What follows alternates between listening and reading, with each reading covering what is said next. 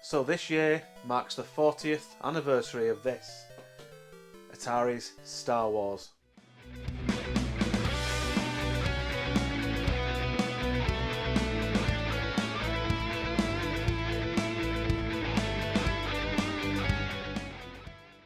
The Force will be with you.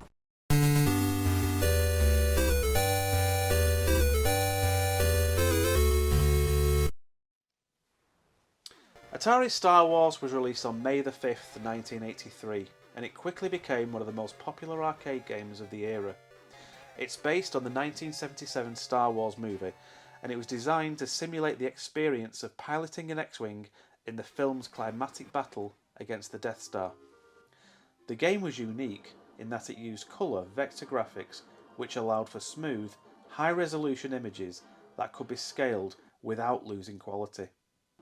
It also featured a custom-designed controller that resembled a flight yoke that allowed players to feel like they were piloting an X-Wing.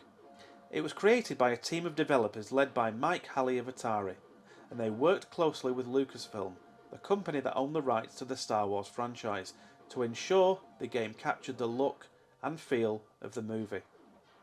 The game used a Motorola 68000 processor for its CPU, which was one of the most advanced processors at the time.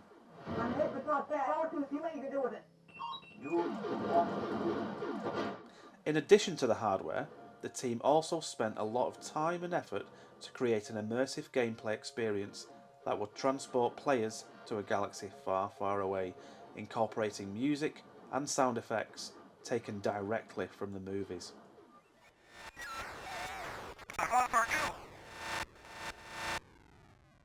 Remember, the Force will be with you, always. But did you know that Atari Star Wars began life as a game called Warp Speed? So when Atari acquired the rights to make a game based on the Star Wars franchise, they decided to modify Warp Speed to include elements from the movies. The gameplay consisted of 3 stages. The first involved a space dogfight, shooting down TIE fighters and their laser blasts, or fireballs.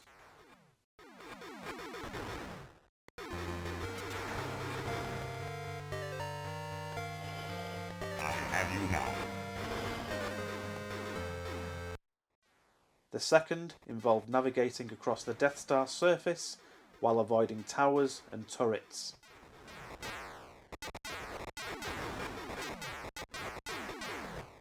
Use the Force, Luke. And the final stage involved flying down the Death Star's trench, avoiding catwalks, and then firing a proton torpedo at the vulnerable exhaust port. Yahoo! You're all clear, kid!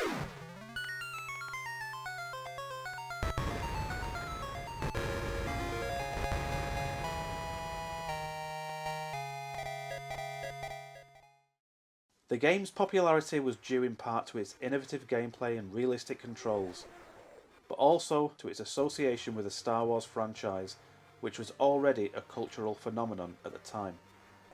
The game was a commercial success, and it was ported to a number of home gaming consoles and computers, including the Atari 2600, ZX Spectrum, and the Commodore 64, to name a few. The machine came in 2 options for arcade vendors, an upright and the more fondly remembered cockpit version. The cockpit version was the most immersive option, as it placed the player in a simulated X-Wing fighter with a display screen in front and 2 speakers behind the player's head and 2 beneath the seat. Atari sold just over 12,000 Star Wars cabinets in total, consisting of around 10,000 uprights and almost 2,500 cockpits. While the cockpit version was the most expensive to produce than other versions of the game, it was the most popular and sought after among collectors. According to some estimates, only a few hundred of these still exist today, as they were either scrapped or converted into other games, such as this monstrosity.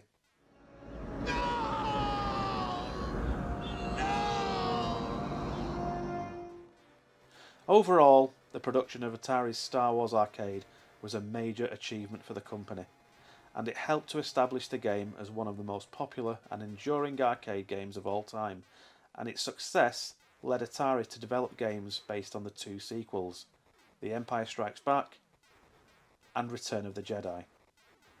Today, the Atari Star Wars arcade machines are considered classics of the golden age of arcade games and are highly sought after by collectors and enthusiasts alike.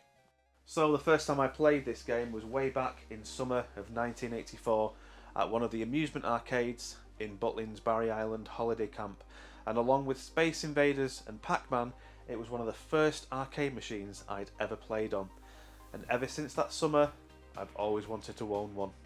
So fast forward to September 2020 when one became available on the Facebook group UK VAC, which is the UK Video Arcade Collectors. So we went to take a look at it, and I decided there and then that I'd have it.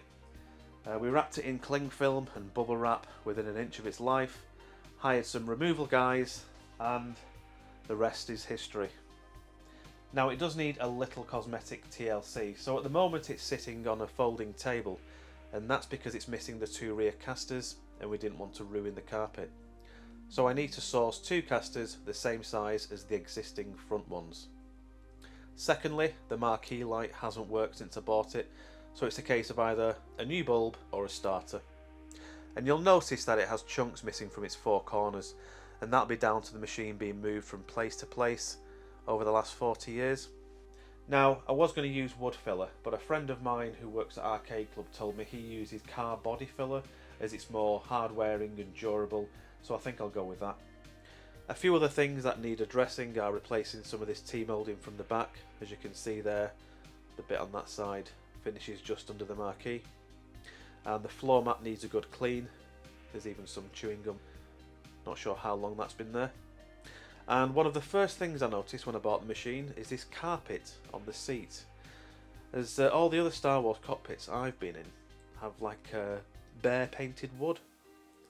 So I think I'm just going to keep that as it is, maybe clean it, or maybe one day I'll just replace it with some new carpet or carpet tile.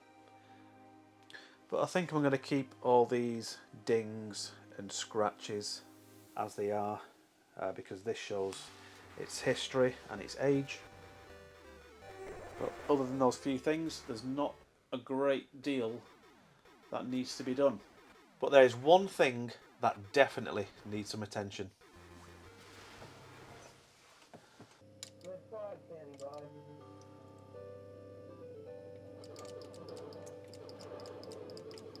So the game starts off like normal.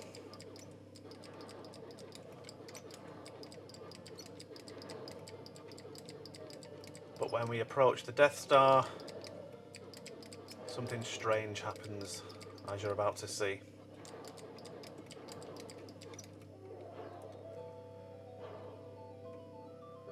And here it is.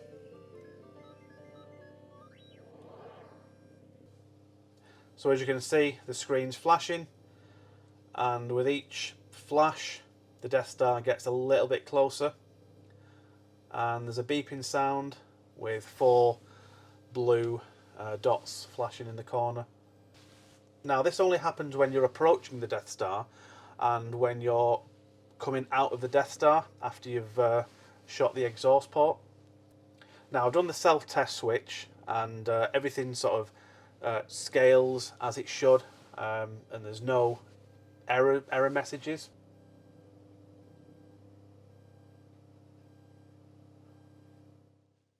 So I'm going to be documenting this minor restoration over the course of a few videos. So I'll start off with the casters and the marquee light, and then I'll move on to the 4 corners with the body filler, and then finally try and figure out what is wrong with the actual game. Anyway, thanks for watching, and I'll see you on the next one. And here's to 40 years of Atari's Star Wars, and may the 4th be with you.